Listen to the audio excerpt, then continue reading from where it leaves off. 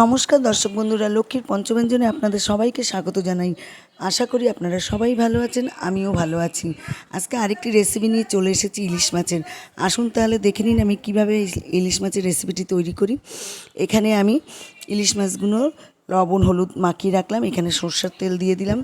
এখানে আমি আদা জিরে আর হলুদ আর তার সাথে কাঁচা লঙ্কা বেটে নিলাম, একটু শুকনো লঙ্কা দিয়ে দিলাম, দিয়ে বেটে নিলাম সব। এবারে কড়াইয়ে তেল গরম হয়ে গেছে, আমি মাছগুলো সব ভেজে নেবো এক এক করে। একটা অনুরোধ, ভিডিওটি টেনে দেখবেন না, পুরো ভিডিওটা দেখবেন। এবার এক এক করে সব মাছগুলো ভাজা হয়ে গেছে। মাছগুলো এবার উল্টে পাল্টে দেবো আমি, একটু খুব কড়া করে ভাজবো না, মাছগুলো একটু হালকা করেই ভাজবো। হয়ে গেছে মাছগুলো, আমি তুলে বাকি মাছগুলোও দিয়ে দিলাম। দিয়ে এবারে আমি ভেজে তুলে নিচ্ছি। একটু ঢেকে দিয়েছিলাম, ফাটছিল, তাই সব মাছগুলো ভাজা হয়ে গেল এক এক করে। বেশ অনেকটাই মাছ ছিল এখানে। এবার আমি ওই তেলের মধ্যে আর একটু তেল দিয়ে আমি কালো জিরে সম্বাদ দিয়ে দিলাম। দিয়ে এবার আমি এখানে কচু আর আলু দিয়ে দিলাম। কচু আলু দিয়ে ভালো করে একটু ভেজে নেব। গাঁটি কচু আর আলু দিয়ে আমি ঝোল রান্না করব। ভালো করে একটু আমি ভেজে নিচ্ছি, খুব কড়া করে ভাজবো না, মিডিয়াম ভাজবো। এখানে ওই যে বাটা মশলা দিয়ে দিলাম, দিয়ে একটু নেড়ে নেবো ভালো করে।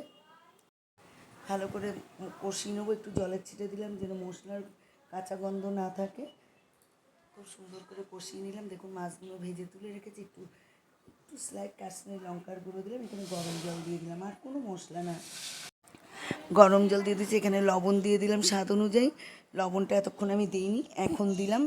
এবার আমি একটু ঢেকে দেবো। ফুটে উঠেছে, কাঁচা লঙ্কা দিয়ে দিলাম কটা। দেখুন দেখতে কি সুন্দর হয়েছে।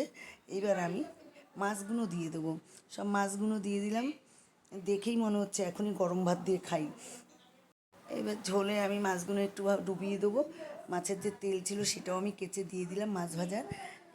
এবার আরেকটু ঢেকে দেবো। দেখুন ঝোল ফুটে উঠেছে, প্রায় নামানোর সময় হয়ে গেছে।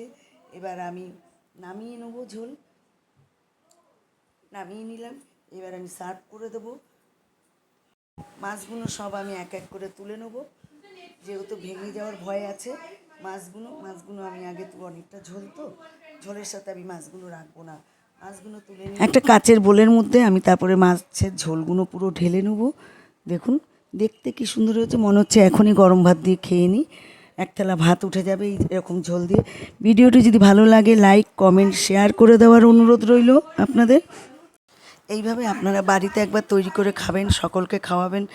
আমার চ্যানেলে নতুন সদস্য হলে চ্যানেলটি অবশ্যই সাবস্ক্রাইব করে পাশে থাকবেন। আপনারা ভালো থাকবেন, সুস্থ থাকবেন। নমস্কার।